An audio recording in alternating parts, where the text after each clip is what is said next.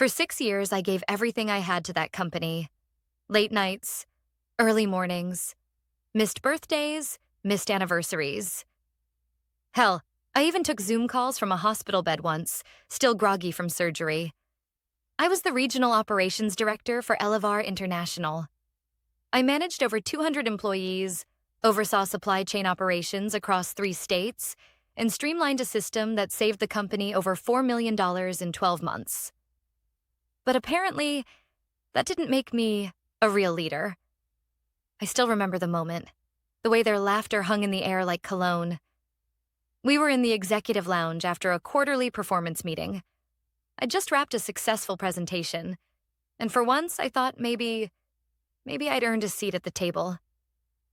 "So, the annual exec dinner's on Friday," said Brent, the VP of Logistics, loosening his tie like he'd actually done anything that quarter.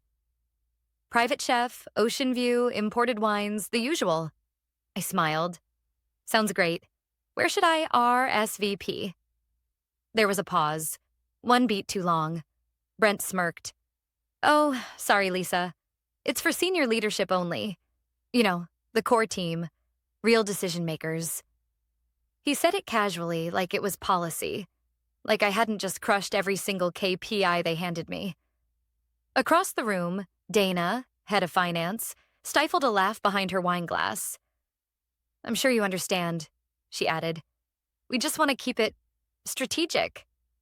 "Strategic. Right." I nodded, lips tight. "Of course." But inside, something cracked. Not in the angry, screaming, flip the table way. It was quieter than that. Colder. Something settled. Because I'd spent 6 years playing the game, working twice as hard, being twice as prepared, taking half the credit. And for what? To be told I wasn't one of them? To be reminded I was still on the outside looking in? Not this time. That night, I went home and canceled my RSVP to the dinner. Then I poured a glass of wine, opened my laptop, and started pulling receipts. Literally. You see, what Brent and Dana didn't realize, or maybe just didn't care about, was that I had access. As regional director, I handled logistics, yes. But that included travel approvals, corporate cards, expense reports, vendor payments. I didn't just see the numbers.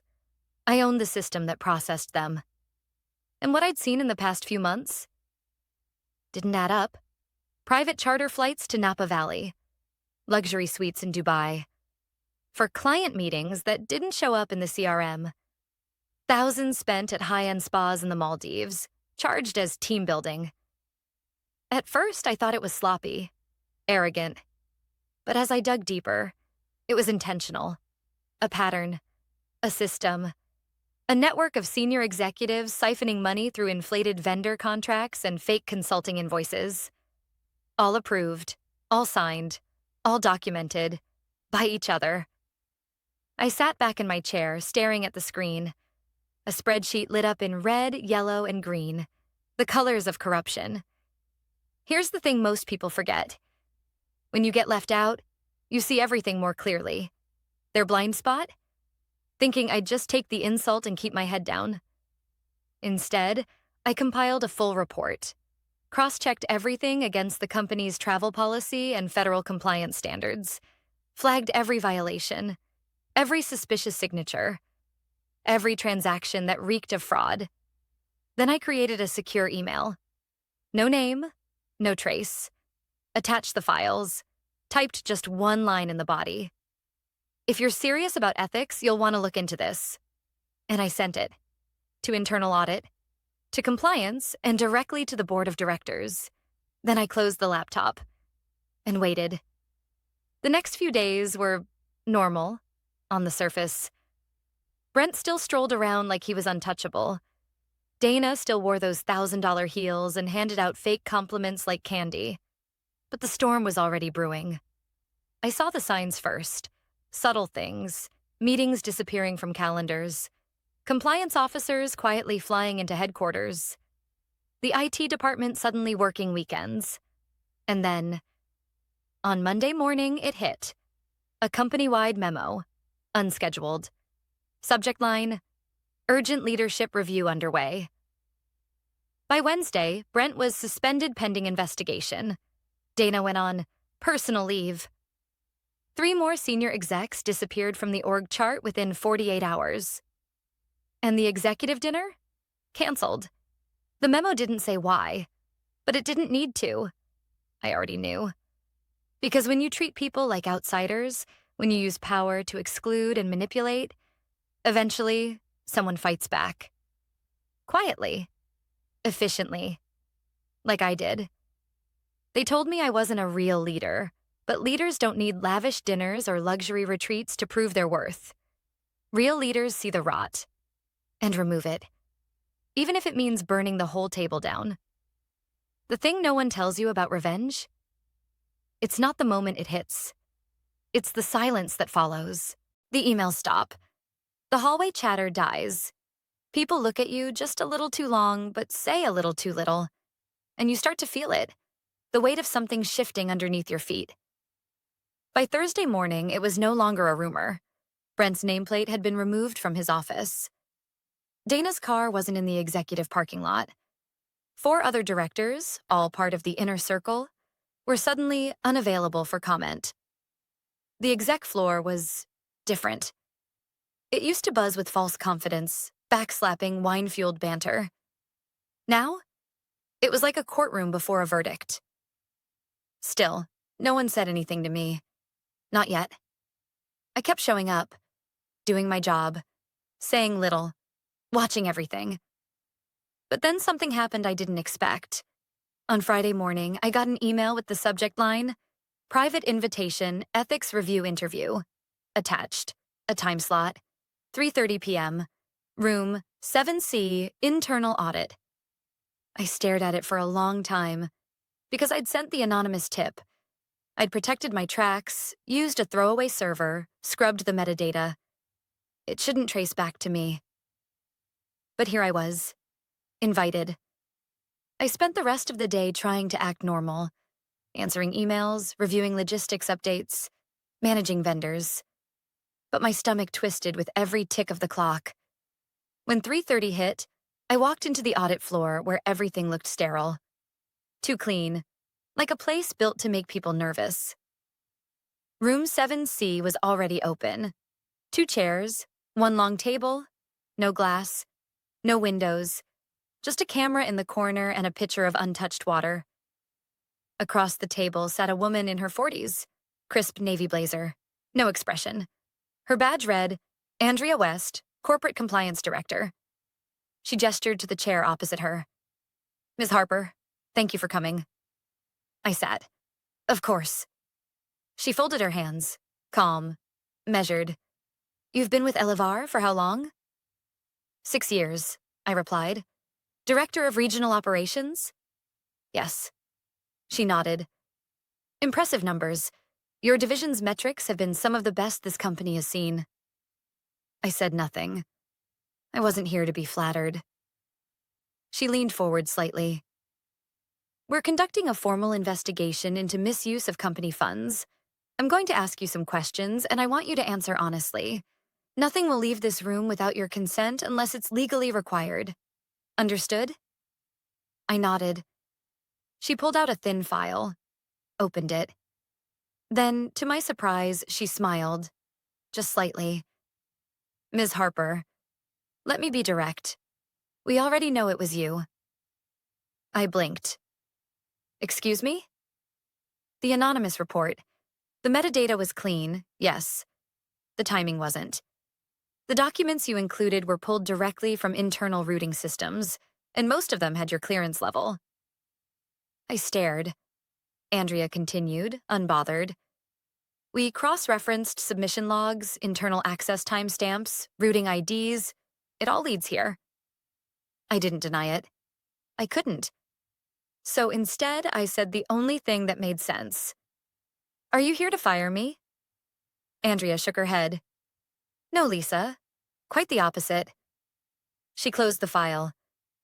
What you did took courage, precision, integrity. If even a fraction of what's in your report holds up. And from what we've seen, it does. You didn't just uncover financial fraud. You saved Elevire from potential federal charges. I exhaled. Slowly. She leaned in. But I need to ask you one question. For the record. Pause. Why didn't you come forward openly? I hesitated, then said, because when I wasn't invited to the executive dinner, I realized I wasn't part of their circle. And people outside the circle don't survive calling it out. They disappear. Quietly. Andrea didn't speak for a moment.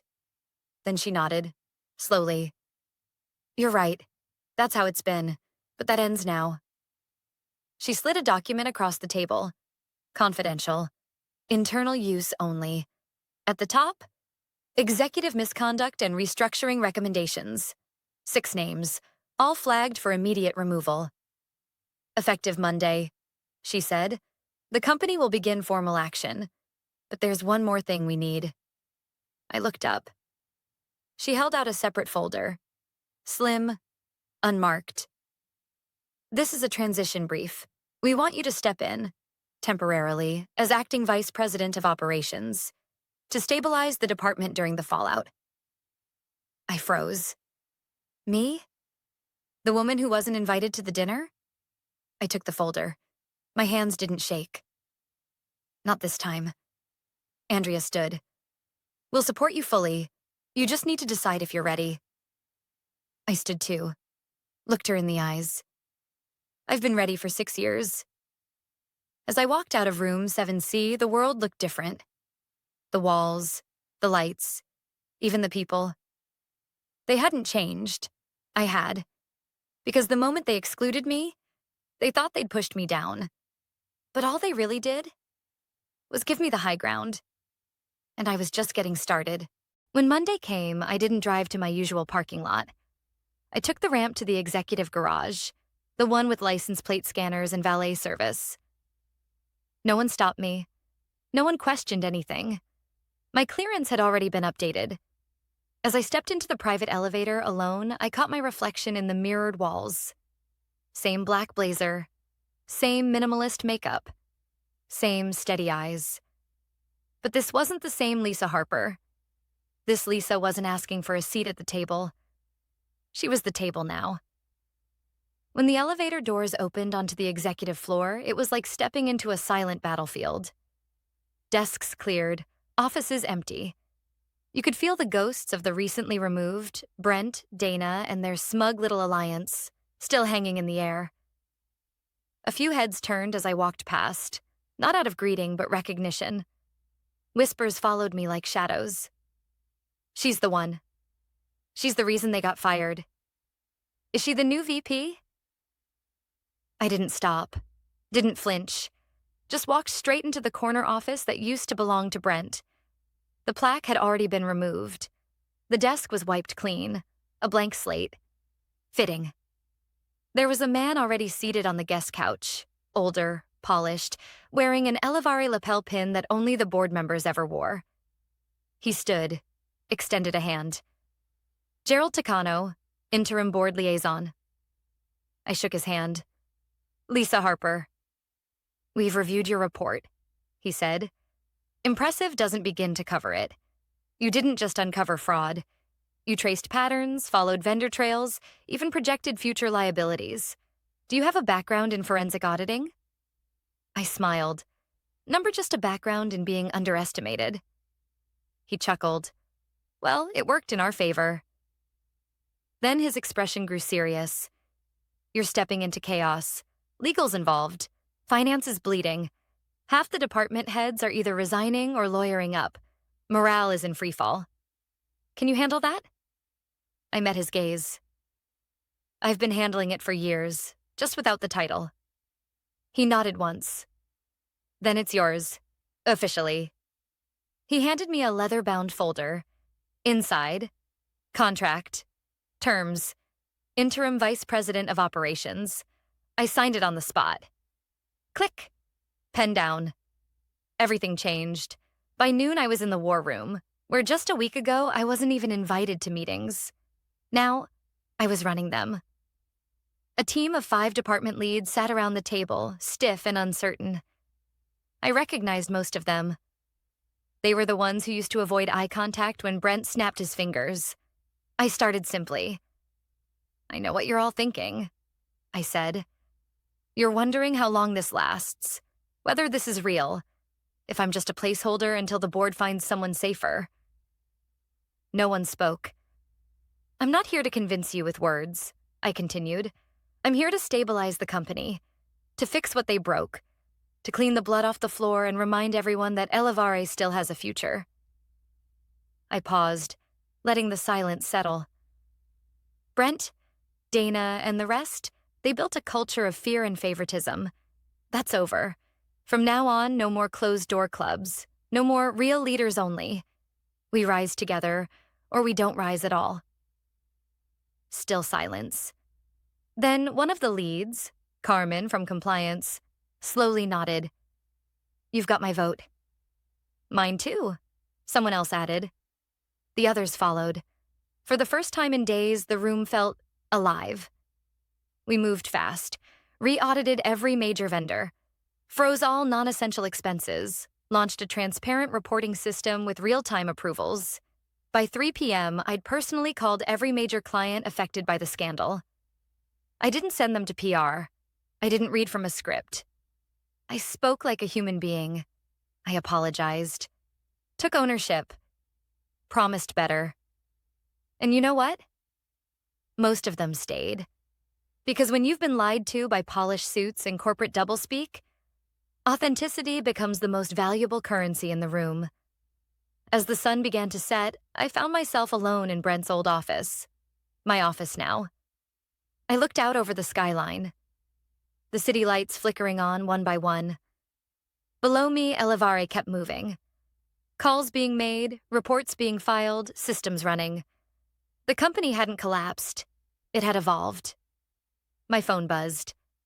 A message from Andrea. "DOJ just called. They've opened a formal investigation into Dana and Brent. You were right about everything." I stared at the message for a long moment, then typed back, "Good. Let me know if they need anything else." I locked the phone and set it aside. Because the real work was just beginning. They tried to exile me. Instead, I became their reckoning.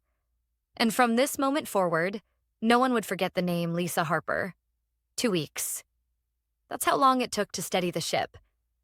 2 weeks of 14-hour days, nonstop meetings, back-to-back damage control calls, and enough legal briefings to make my head spin. But we did it. The bleeding slowed. The clients calmed down. The investors? Still cautious, but watching closely. And me? I was no longer the interim anything. The board made it official. I was named Vice President of Operations. No asterisks, no footnotes. The same people who once laughed at me in hallways now greeted me with tight smiles and 2 eager nods. My inbox was suddenly full of congrats messages from colleagues who'd never responded to a single email before. Funny how quickly respect shows up once power enters the room. But the truth? I didn't trust it. Respect that arrives after you win isn't respect. It's self-preservation. And something about the way people moved around me now felt off. Not afraid. Not hostile. Just too careful. Like they were waiting to see if I'd really changed things. Or if I'd just become the new version of the old problem. It was a Friday evening when it all shifted again. Everyone had gone home. The executive floor was dark, quiet, except for the soft hum of machines and the glow of city lights beyond the glass walls.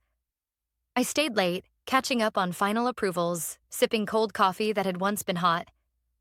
That's when I saw the email. No subject, no sender, just one line in the body. "Watch your back. Not everyone's happy with your promotion." My chest tightened. Not fear, not exactly. More like alertness, like a cold current under the skin. I checked the metadata, scrubbed clean. No trace. Whoever sent it knew exactly how to cover their steps. I didn't reply. Didn't forward it. I just sat there for a while, staring at the screen. And suddenly, I remembered something Andrea had said during our first meeting. Something about how removing Brent and Dana wouldn't be the end. it would just peel back the next layer. Because when corruption goes that deep, it's never just two people. It's roots, systems, a network, and I just stepped into its spotlight. That night, I drove home slower than usual, watched the mirrors, checked the license plates behind me. Paranoia?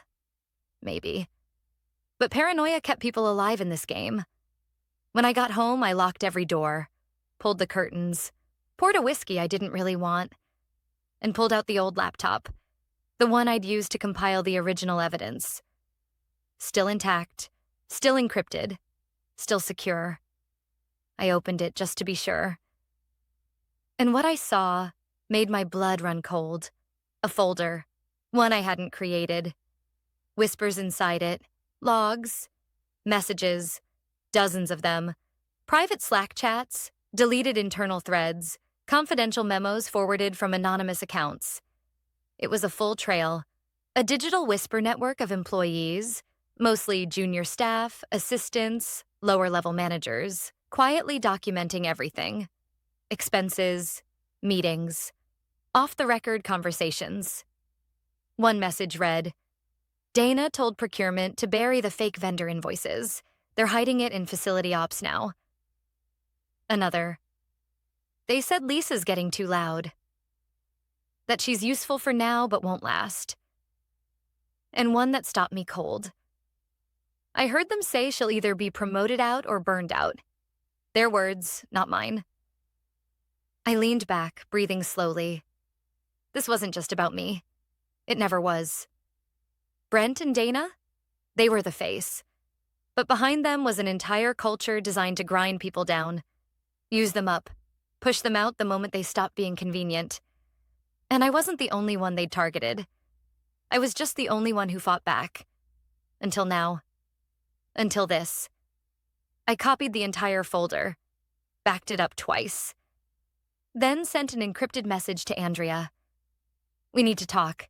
I think the rabbit hole goes deeper than we thought. Within minutes, she replied, I'm coming over. By 9 p.m., she was in my living room, reading through the logs on my kitchen counter, her face turning grayer by the second. These people aren't just greedy, she muttered. They're calculated. They've been manipulating internal promotions, vendor contracts, even HR investigations, I nodded. And if they know I'm onto them, they'll strike first. She looked at me. So what do you want to do? I stared out the window.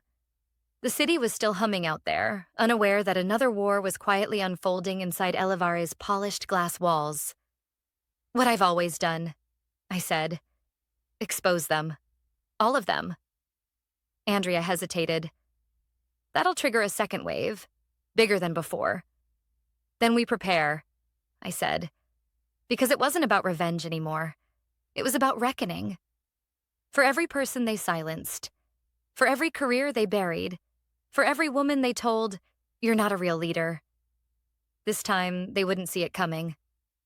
Monday arrived like thunder. By 9 a.m., every department head had received a formal request from compliance.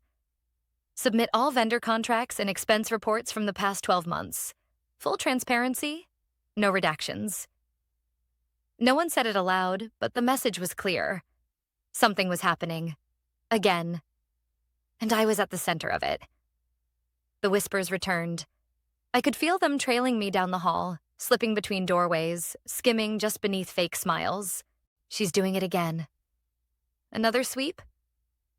Who does she think she is? But this time, I didn't care, because I wasn't cleaning up after corruption anymore. I was burning it out, root and stem.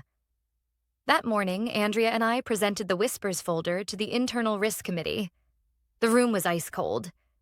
Everyone knew something serious was coming, but they didn't expect what they saw on the screen. Memos, screenshots, patterns, promotions offered, then revoked. Salaries capped below male counterparts with less experience. Vendor deals rerouted to shell companies owned by executives' relatives. One by one, names appeared. Some I expected, some I didn't. And some were still sitting in that very room. By the time we were done, the silence was deafening. No one moved. No one blinked. Then Gerald Takano, the board liaison, stood slowly. "This company," he said, voice low, "owes you more than an apology, Ms. Harper." I didn't reply. I just opened the next file. The termination recommendations: 7 names, senior executives, mid-tier managers, 1 HR director. One by one, I listed their offenses. Not just financial fraud, but retaliation, harassment, abuse of power. By the end of it, no one questioned the list. They only questioned how it had gone unnoticed for so long. When the meeting ended, Gerald pulled me aside. "Lisa, if you ever want a board seat—" I cut him off. "Not yet. I'm not done building." He nodded, understanding. "Then take what you need.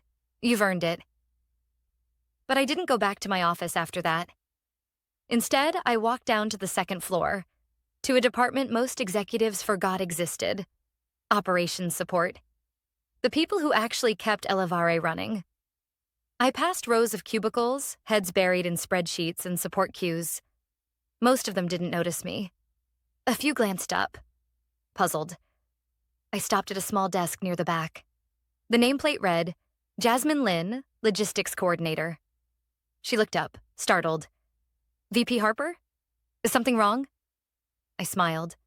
"Number I came to thank you." Her brow furrowed. "For what?" "For the file labeled Whispers." Her eyes widened, lips parted like she might deny it. I raised a hand. "You were smart to stay anonymous, but I know it was you." She said nothing, so I continued. "You saved this company, Jasmine. You kept the receipts when no one else dared. You documented what the rest of them tried to bury. You reminded me I wasn't alone." Tears welled in her eyes, fast and hot. She blinked hard, trying to compose herself. "They said if I spoke up, I'd be blacklisted forever," she whispered. I almost believed them. "They were wrong," I said. I handed her a sealed envelope. Inside, a formal promotion offer, salary bump, relocation options, a guaranteed seat on the Internal Ethics Committee. She stared at it, stunned. "You're not invisible anymore," I said. "You're the new blueprint." I left her like that, speechless, trembling, holding proof that integrity still mattered. By that afternoon, the company buzzed with a different energy. 7 executives were escorted out under quiet HR supervision. No dramatic firings, no finger-pointing, just a clean sweep, swift and undeniable. And me? I sat in the very same boardroom I'd once been denied access to. Not to beg, not to prove myself, but to lead. As the final presentations wrapped, someone leaned over and asked, "Will you be attending the executive retreat this year?" I smiled. "Only if we hold it in the operations center. Let the real heroes see the ocean view for once." Laughter rippled through the room, but not mocking, not smug. Respect? It had taken everything. Every betrayal, every sleepless night, every whispered threat, to get here. But now I was here, and I wasn't going anywhere. Later that week, HR unveiled a new program: Leadership Transparency Initiative, anonymous reporting, equity audits, mandatory ethics training for all managers. It wasn't perfect. It wouldn't fix everything overnight. But it was a start, a real one. And as I left the building that Friday evening, I walked past the lobby where it all began, where I once stood invisible, excluded from a dinner that supposedly defined real leadership. Funny. They thought power was found behind mahogany doors and catered banquets. But I learned the truth the hard way. Real leaders don't build empires on silence. They rise in the ashes of those who did. And they make damn sure the next generation never gets told, "You don't belong here." Not on their watch. Not ever again.